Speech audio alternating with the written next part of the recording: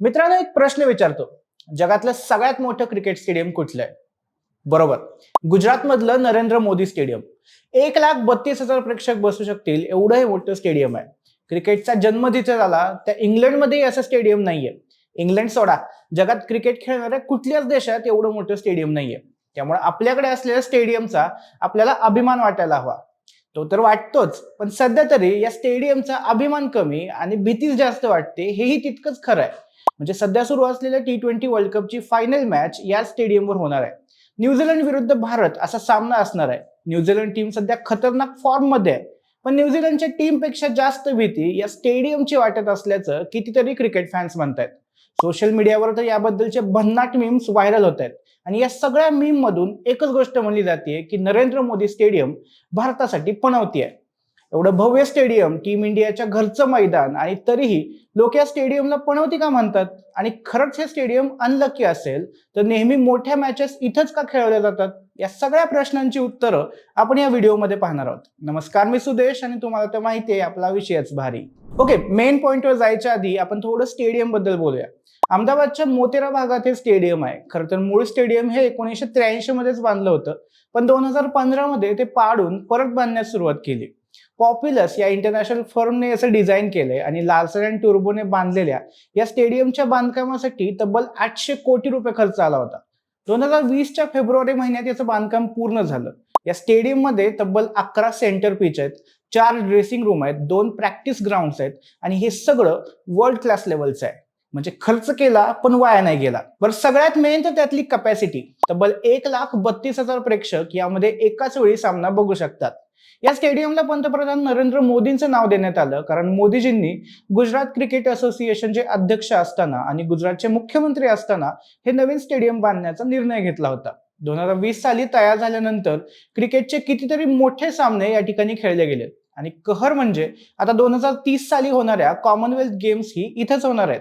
मग आता या वर्ल्ड क्लास स्टेडियमला आपलेच लोक पणवती का म्हणतात? तर याला कारण आहे टीम इंडियाचा आतापर्यंतचा इथला रेकॉर्ड.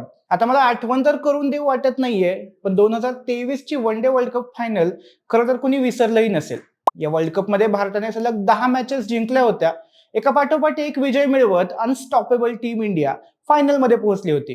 रोहित शर्मा, विराट कोहली, मोहम्मद शामी सगळे खतरनाक फॉर्म मध्ये होते आणि फायनलला समोर होती ऑस्ट्रेलिया. तारीख होती 19 नोव्हेंबर 2023 आणि त्या रात्री खचाखच भरलेल्या स्टेडियम समोर टीम इंडिया 6 विकेट्सने हारली होती. ऑस्ट्रेलियाच्या ट्रॅव्हिस हेडने सेंचुरी केली होती. भारताच्या सगळ्यात मोठ्या स्टेडियम मध्ये लाखो भारतीय फॅन्सच्या डोळ्यांसमोर त्यांच्या टीमला हरवण्याचं काम ऑस्ट्रेलियानं केलं होतं. मॅच गमावली त्या क्षणी स्टेडियम मध्ये 1 लाखांहून जास्त लोक होते, पण पिन ड्रॉप सायलेन्स होता. त्या रात्री कितीतरी क्रिकेट फॅन्स झोपलेच नाहीत. संपूर्ण वर्ल्ड कप मध्ये फॉर्म मध्ये असणारी टीम नेमकी याच दिवशी हरल्यामुळं नेमकं ब्लेम तरी कोणाला करायचं?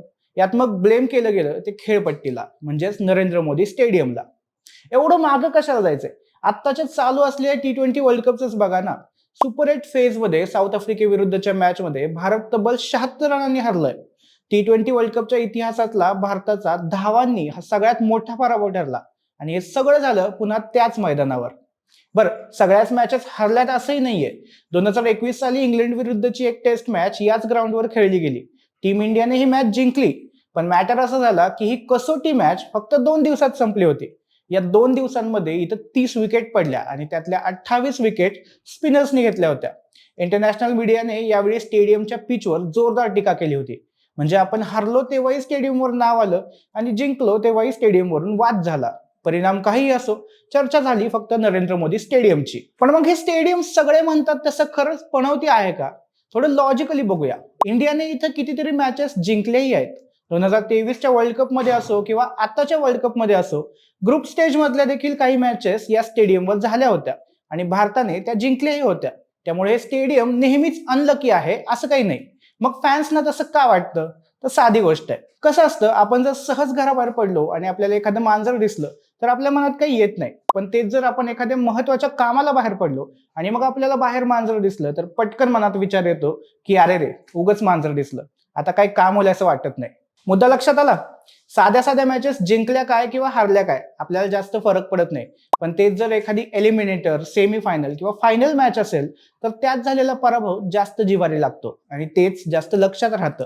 स्टेडियमच्या पिचचं बोलायचं झालं तर वन डे मध्ये पहिल्यांदा बॅटिंग करणाऱ्या आणि पहिल्यांदा फिल्डिंग करणाऱ्या दोन्ही टीम्सच्या विजयाचे पर्सेंटेज हे 50-50 आहेत. म्हणजे पिच पण एकतर्फी नाहीये. तर त्या दिवशीचा खेळ महत्वाचा ठरतो. मग महत्वाचे सामनेच तिथं कसं काय हरतोय? तर याला कदाचित प्रेशर कारणीभूत ठरू शकतं. जगातलं सगळ्यात मोठं स्टेडियम आहे, लाखो चाहते तिथंच आहेत आणि आपल्यासाठी चीअर करतायत. या प्रेशरमध्ये कदाचित प्लेयर्सचा परफॉर्मन्स गंडत असेल, पण हे तर तज्ज्ञांचं मत आहे, त्याला प्रूव्ह करणं कठीण आहे. आता मेन मुद्दा राहतो की महत्वाच्या सामन्यात टीम इंडियाच्या हरण्याचा इतिहास असतानाही सारखं सारखं त्याच झाडावर काय, म्हणजे सारखं सारखं त्याच मैदानावर फायनल किंवा महत्वाचे सामने का खेळले जातात? सगळ्यात पहिलं कारण आहे रेव्हेन्यू. तुम्हीच विचार करा, फायनल मॅचच्या तिकिटांची प्राइस ही साधारणपणे 2 ते 60,000 रुपयांपर्यंत जाते आणि स्टेडियम मध्ये बसतात 1,32,000 लोक. आता नेमके किती पैसे मिळतात त्याचं गणित काय मी करत बसणार नाही, पण या स्टेडियमवर खेळलेल्या एका मॅच मधूनच कोट्यवधी रुपये बीसीसीआय आणि आयसीसी ला मिळतात. दुसरं कारण आहे इन्फ्रास्ट्रक्चर. म्हणजे मोठ्या प्रेक्षक क्षमतेसोबतच या स्टेडियम मधल्या बाकी फॅसिलिटीज देखील टॉप क्लास आहेत. कनेक्टिव्हिटी, हॉस्पिटॅलिटी अशा गोष्टी विचारात घेतल्यामुळेही या ठिकाणी फायनल आयोजित करणं मेक सेन्स. आणि तिसरं महत्वाचं कारण म्हणजे पॉलिटिकल विल. या स्टेडियमचं नावच नरेंद्र मोदी स्टेडियम आहे. एका सिनियर स्पोर्ट्स जर्नलिस्टने मागं म्हणलं होतं की 2023चा वर्ल्ड कप जर इंडिया होस्ट करतंय तर त्याची फायनल कुठे होणार हे स्पष्टच कळतंय. याआधी खरं तर बीसीसीआय अशा प्रकारच्या सामन्यांसाठी स्टेडियम अलोकेशन करायला रोटेशन सिस्टीम वापरायचं, पण आता तसं न करता अहमदाबादच्या स्टेडियमलाच जास्त मॅचेस मिळतील असं पाहिलं जातं. असा आरोप क्रिकेट फॅन्स आणि एक्सपर्ट्स करतात. बाकी कारण काहीही असो, येत्या रविवारी म्हणजे 8 मार्चला भारत विरुद्ध न्यूझीलंड हा हाय व्होल्टेज सामना याच स्टेडियमवर होणार आहे. हे जगातलं सगळ्यात मोठं स्टेडियम आहे हे तर फॅक्ट आहे. टीम इंडियानं इथे 2 महत्वाचे सामने गमावलेत हेही फॅक्ट आहे.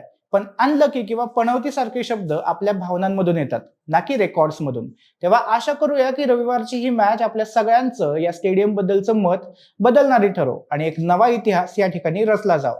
बाकी स्टेडियम पनवती आहे असं तुम्हाला अजूनही वाटतं का? तुमचं या सगळ्या विषयावर काय मत आहे हे आम्हाला कमेंटमध्ये नक्की सांगा. व्हिडिओ आवडला असेल तर लाईक करा आणि आपल्या विशेष भारी या युट्यूब चॅनलला सबस्क्राईब करायला विसरू नका. धन्यवाद.